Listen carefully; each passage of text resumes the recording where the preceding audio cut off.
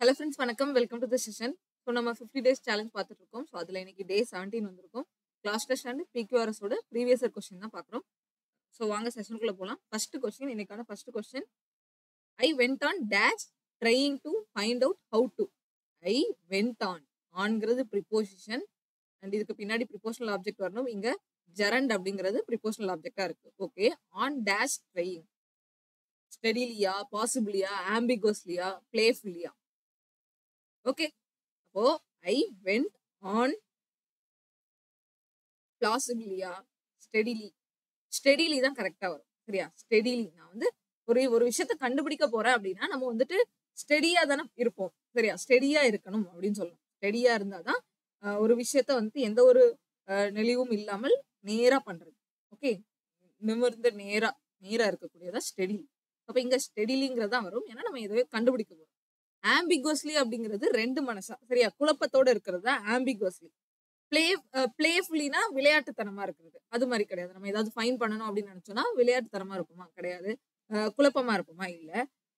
பிளாசிபிளி அப்படின்னா வந்துட்டு இந்த இடத்துலயும் ஃபிட் ஆகாது. சரியா? பிளாசிபிளி அப்படிங்கிறது வந்துட்டு இந்த இடத்துல ஃபிட் ஆகாத மாதிரி இருக்கு. பிளாஸ் அது சம்பந்தமே இல்லை. சரியா? அப்ப இங்க கரெக்டா எதுதான் வரும்? ஸ்டெடிலி தான் வரும். அண்ட் ஸ்டெடிலியோட மீனிங் என்ன? நேரா. ஓகே, ஸ்டெடியா இருக்கிறதுன்னு சொல்லுவோம்ல, ஸ்டெடி. ஓகே, ரொம்ப நிலையா இருக்கக்கூடியது, அதுதான் ஸ்டெடி. அப்புறம் ஆம்பிகோஸ்க்கு பார்த்துட்டோம். ஆம்பிகோஸ்னா என்ன? குழப்பமா இருக்கிறது. அப்புறம் பிளேஃபுல்லினா என்னது? பிளேஃபுல்லினா ரொம்ப விளையாட்டுத்தனமா இருக்கிறது. அப்புறம் பிளாசிபிலிக்கு வந்துட்டு மீனிங் சொன்னா சொல்லல. மீனிங் பிளாசிபிலியோட மீனிங் என்ன பாத்தீங்கன்னா ரொம்ப நம்புறது. ஓகேவா? நம்ப தகுந்த மாதிரி இருக்கிறது. ஓகே, நம்ப தகுந்த வகையில் அப்படின்னு சொல்லலாம் தமிழ்ல. அதுதான் பிளாசிபிலி அப்படிங்கிறது. ட்ரஸ்டபிள் அப்படின்னு சொல்லலாம். ஸோ இங்க ட்ரஸ்டபிள் ட்ரையிங் டு ஃபைண்ட் அப்படின்னு நம்ம சொல்ல முடியுமா?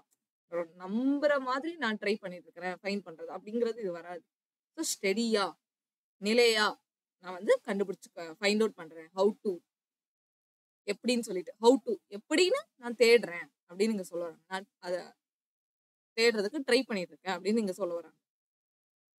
அப்புறம் but I wrote 2 or 3 novels without feeling that.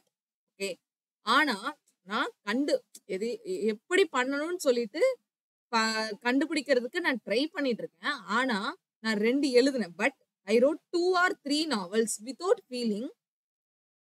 நான் 2-3 நாவல்ஸ் எழுதிட்டேன். ஃபீலிங்கே இல்லாம. எந்த மாதிரியானது? தட் எந்த மாதிரியான ஃபீலிங்கே இல்லாம நான் 2-3 நாவல் எழுதிட்டேன்னு சொல்றாங்க. That I had made dash progress. No sooner progress, so progress, barely progress, much progress. Barely இங்க வந்து I made barely progress வராது. Made so progress வராது. No soonerும் வராது. Much progress. மச் தான் இங்க கரெக்டா வரும். மச்ங்கிறது என்னது? ஒரு லார்ஜ் அமௌண்ட்டை குறிக்கும்.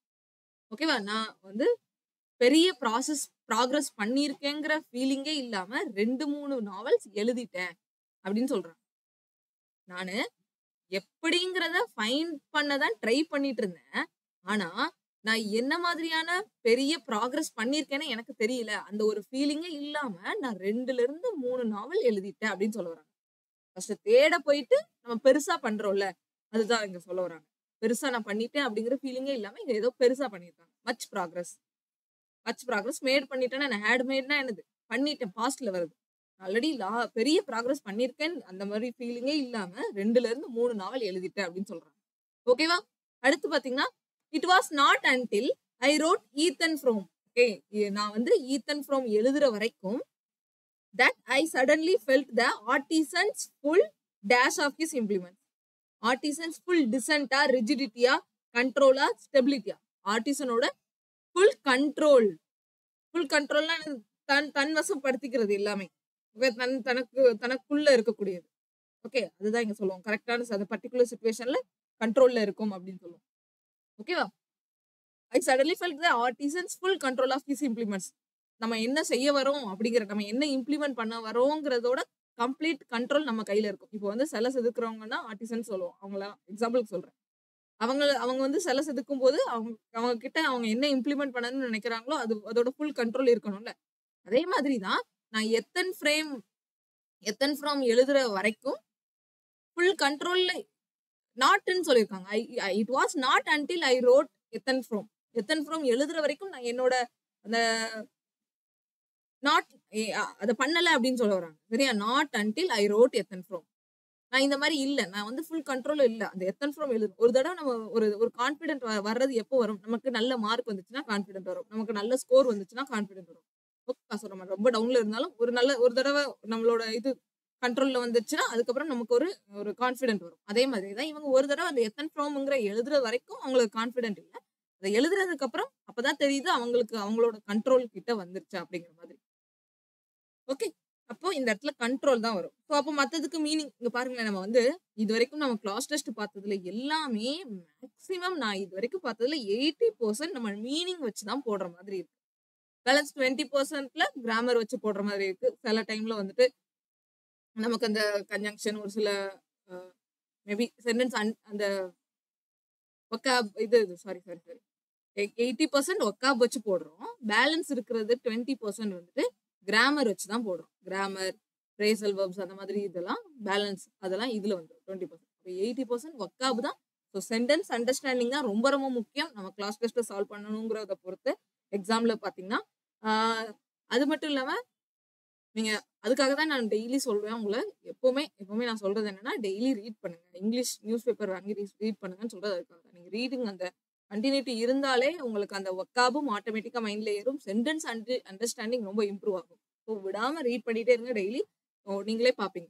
ஓகே, ஸோ டிசென்ட் அப்படிங்கிறதுக்கு மீனிங் பார்த்தலாம். டிசென்ட் அப்படிங்கிறது வந்து ஒத்துக்காதது. டிஸ்அக்ரின்னு சொல்லலாம். டிசென்ட் டிஸ்அக்ரிலாம் ஒண்ணு.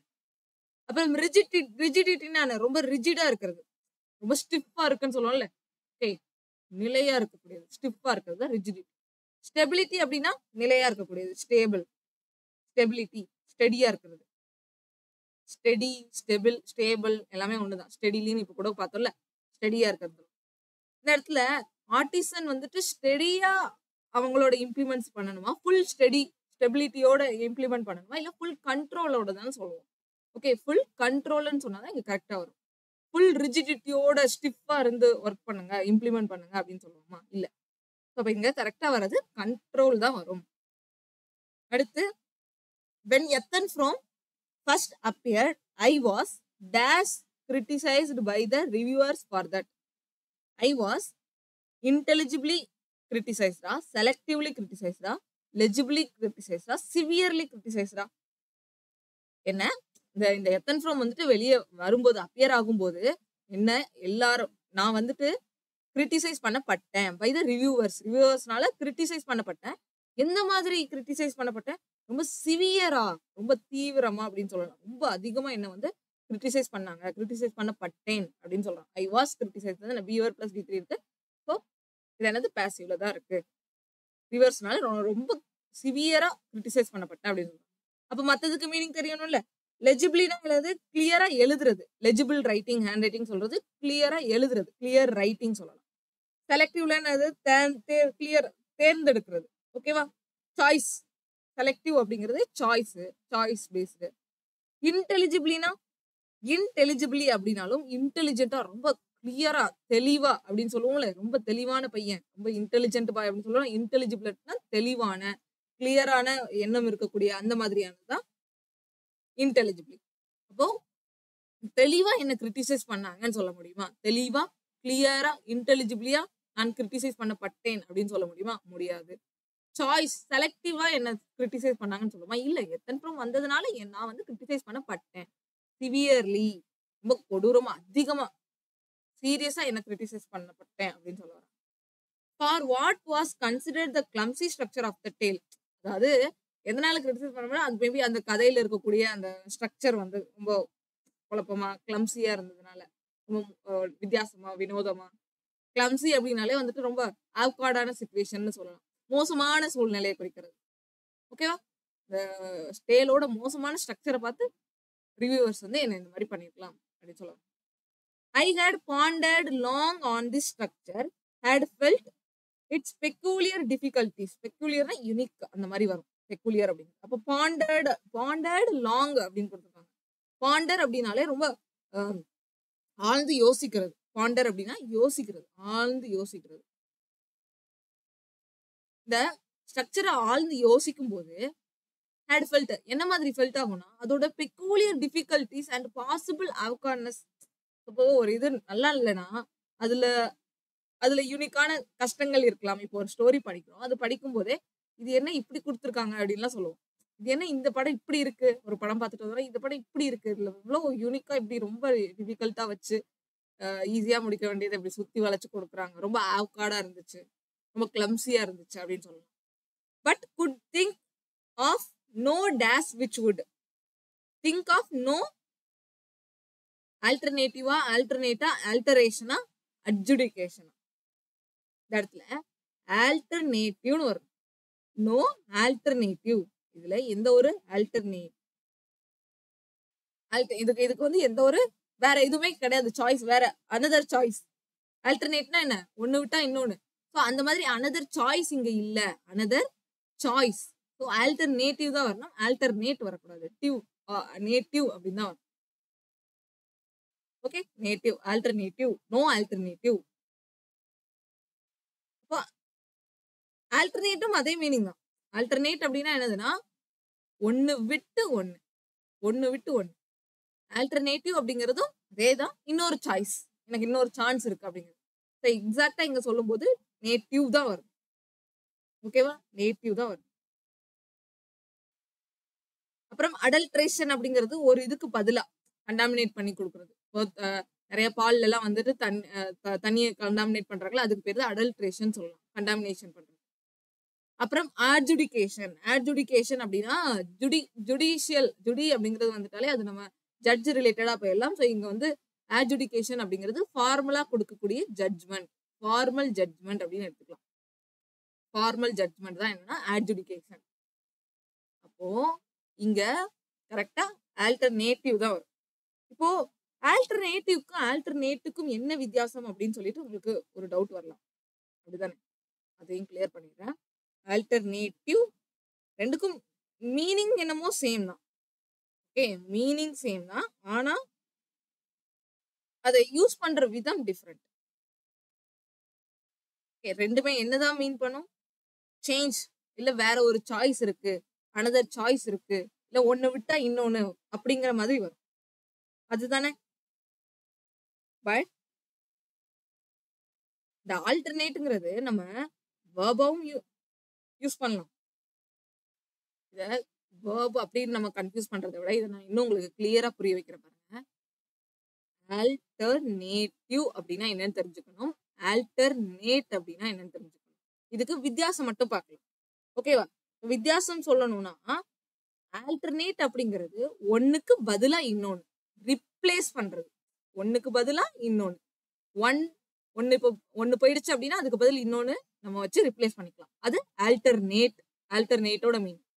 இந்த ஆல்டர்னேட்டிவ் அப்படிங்கிறது இன்னொரு ஆப்ஷன், இன்னொரு ஆப்ஷன். இங்க ஒண்ணுக்கு பதிலாலாம் இல்ல, இன்னொரு ஆப்ஷன், இன்னொரு ஆப்ஷன், அனதர் ஆப்ஷன் அப்படிங்கிற மாதிரி நம்ம எடுத்துக்கணும். அதர் சாய்ஸ் கூட எடுத்துக்கலாம், இன்னொரு சாய்ஸ் இருக்கு, ஆல்டர்னேட்டிவ் சாய்ஸ் எனக்கு இருக்கு அப்படின்னு சொல்லலாம். ஆல்டர்னேட் அப்படின்னா ரிப்ளேஸ் பண்றது, ஒண்ணுக்கு பதிலா இன்னொன்னு, ஒரு இதுக்கு பதிலா இன்னொன்னு. ஓகே, இது மட்டும் கொஞ்சம் உங்களுக்கு கஷ்டமா இருக்கும் இதை அண்டர்ஸ்டாண்ட் பண்றதுக்கு. பட் இதோட நிறைய எக்ஸாம்பிள் பார்த்தாதான் உங்களுக்கு இதுல புரியும், சரியா? இதை தனியா நம்ம வேணா பார்க்கலாம், வேற எதுலயாவது கன்ஃபியூசிங் வேர்ப்ஸ் அப்படின்னு சொல்லிட்டு, கன்ஃபியூசிங் வேர்ட்ஸ் அப்படின்னு சொல்லிட்டு நம்ம பார்க்கலாம். ஓகேவா?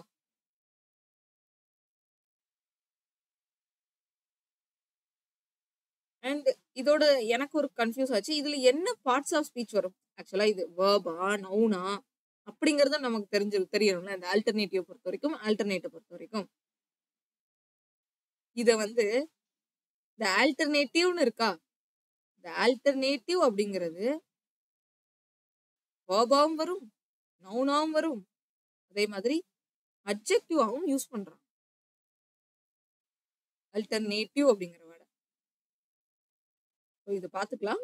இதுல உங்களுக்கு ஏதாவது டவுட்ஸ் இருந்ததுன்னா கேளுங்க, நான் இன்னும் தனியா வந்து உங்களுக்கு எனக்கு டெலிகிராம்ல கேளுங்க, நான் அதுல கிளியர் பண்றேன். ஓகேவா?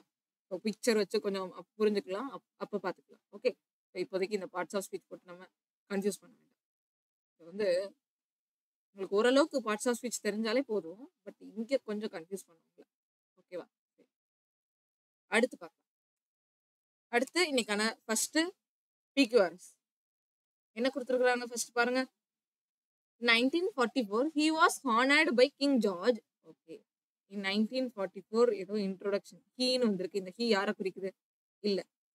அப்புறம் பிளம்பிங் அப்படிங்கறத இங்க இன்ட்ரோடியூஸ் பண்ணிருக்காங்களா? Okay, on receiving this great honour. என்ன ஹானர்? எந்த மாதிரியான ஹானர்? யார் இங்க ஹானர் பண்ணிருக்காங்க? எந்த மாதிரியான ஹானர் இங்க வருது? Plumbing became famous overnight and was regarded as one of the. அப்ப இதுதான் எனக்கு ஃபர்ஸ்டா? இதுதான் ஃபர்ஸ்ட் வரும்னு தோணுது. பிளம்பிங் வந்துட்டு ஓவர் நைட்ல ஃபேமஸ் ஆயிட்டாங்க. ஓகே, ஓவர் நைட்ல ஃபேமஸ் ஆனாங்க அப்படின்னு சொல்றது மாதிரி. ஓவர் நைட்ல ஃபேமஸ் ஆயிட்டாங்க.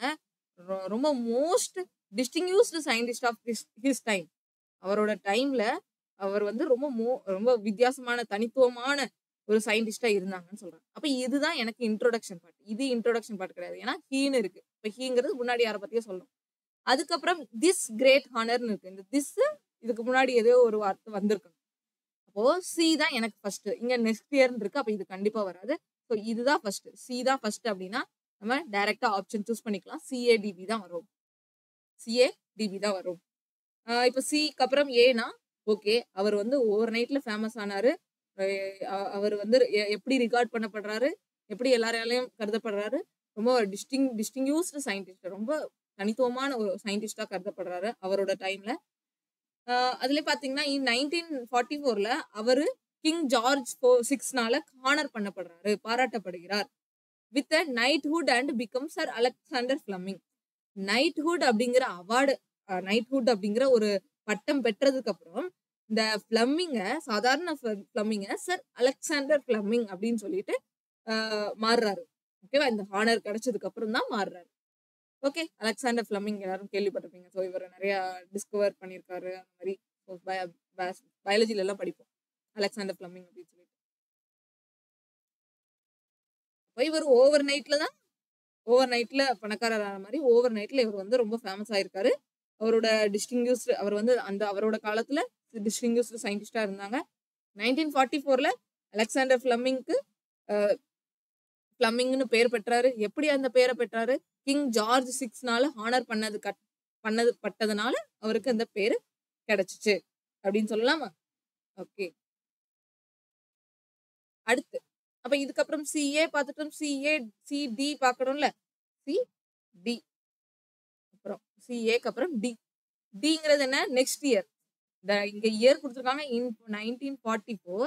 அப்ப இதுக்கப்புறம் அடுத்த வருஷமே 1945லயே he and his fellow bacteriologist, அவரும் அவரோட fellow bacteriologistம் என்ன பண்ணிருக்காங்க? whose combined efforts has led to the greatest discovery were honored with joint Nobel Prize.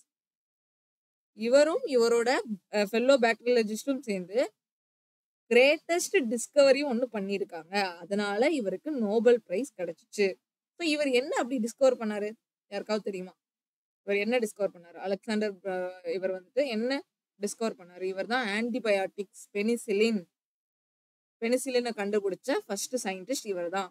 இவரும் இவரோட கூட சேர்ந்து சில பாக்டீரியாலஜிஸ்டும் சேர்ந்து தான் இவங்களுக்குலாம் வந்து நோபல் பிரைஸ் கிடைச்சிருக்கும் இவருக்கு. இதனாலதான் இந்த டிஸ்கவர் பண்ணதுனாலதான் பெனிசிலின் அப்படிங்கிற ஒரு ஆன்டிபயாட்டிக்கை டிஸ்கவர் பண்ணதுனால இவருக்கு நோபல் பிரைஸ் கிடைச்சிருக்கும்.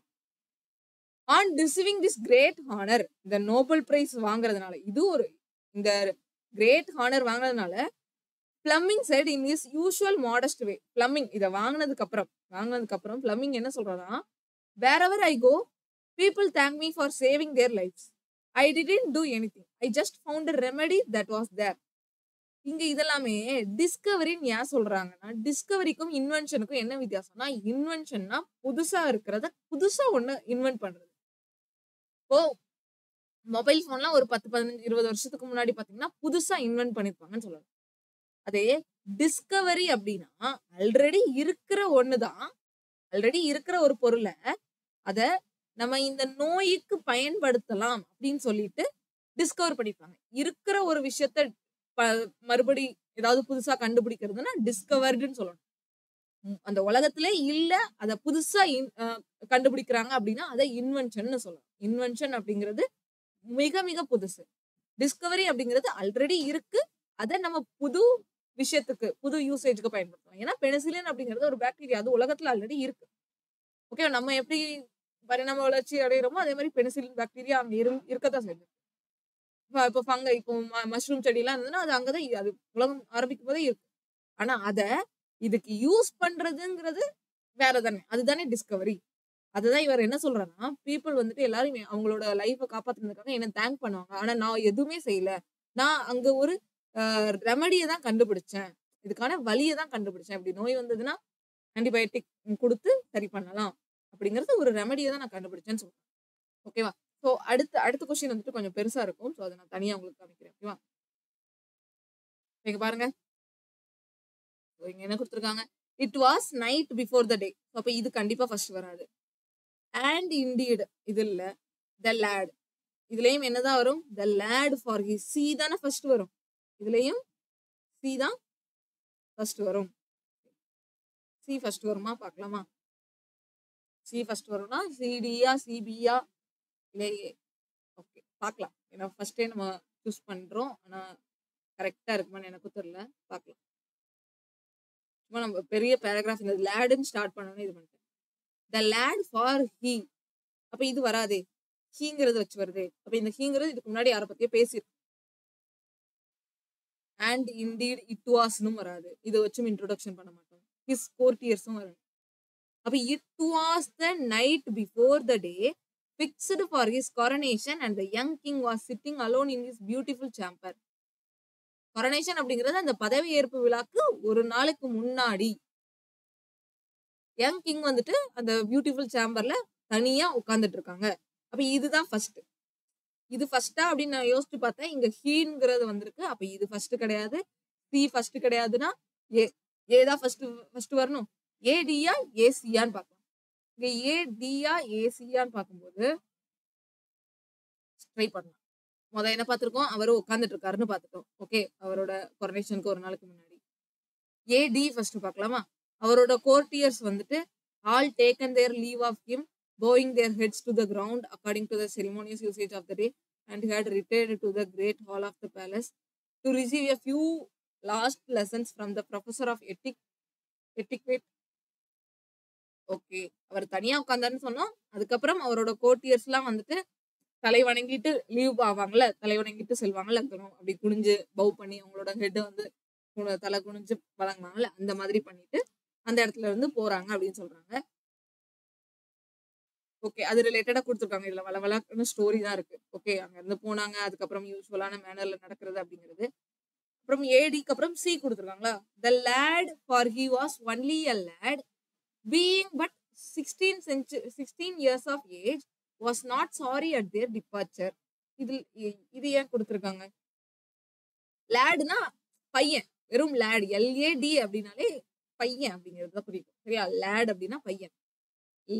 லேடர் அப்படின்னா ஏணி. லேடி அப்படின்னா உமன். அது எல்லாருக்கும் தெரியும். ஸோ லேட் அப்படிங்கிறது பையனை குறிக்கும். இப்போ அந்த பையன் வந்து வெறும் 16 வயசுக்காரன் தான் இருக்கான். அப்புறம் ஹிம்செல்ஃப் எனக்கு இது ஆக்சுவலி இது ஒரு இன்ட்ரெஸ்டே இல்லை. இது பாருங்க. இதை வாசிக்கும் போது என்னடா இது கொடுத்துருக்காங்க. சும்மா பேராகிராஃப் நம்ம வாசிக்க வைக்கணுங்கிறதுக்காகவே ஒரு பெரிய பேராகிராஃப் கொடுத்துருக்கோம். அவ்வளவுதான். Flung himself back with a deep sigh of relief on the soft cushions of his embroidered couch, lying there wild-eyed and open mouth like a brow. இப்படி எல்லாம் இருந்தாங்கிறது அது இந்த மாதிரி கொடுத்துருக்கான். அதுல உட்காந்து அவங்களோட கவுச்ல உட்காந்து அந்த மாதிரி blah blah அப்படின்னு சொல்லிட்டு கொடுத்துருக்கான். அடுத்து and indeed it was hunters who had found him coming upon him almost bare-limbed, pipe in hand, flock of the poor goat head, and brought him up, and whose son he had always fancied himself to be. இது ஆக்சுவலா என்ன சொல்ல வராங்கங்கிறதே புரியல. ஆக்சுவலா answer வந்துட்டு Asia ஏடியான்னு பார்க்கும்போது ஏடி தான். இந்த இடத்துல தான் அவனை லீவ் இங்க அவன் தனியா உட்கார்ந்து இருக்கிறான். எல்லாரும் அப்போ அதுக்கு முன்னாடி அவனை வந்து விட்டுட்டு போவாங்கல்ல. அப்போ இதுக்கப்புறம் டி வரும். டிக்கு அப்புறம் இது வரும். அவன் ஷேர்ல உட்கார்ந்துருக்கான். அதுக்கப்புறம் மேபி ஹண்டர்ஸ் எல்லாம் வந்துட்டு அவனை பாத்துட்டாங்க அப்படிங்கிற மாதிரி கொடுத்துருக்கான். மேபி யாராவது திருட வந்திருக்கலாம். ஓகே. அந்த பையன்ட்ட சரியா? இது வந்து நான் பார்த்ததுலயே எனக்கு வொர்ஸ்ட்டா இருந்துச்சு இந்த இது.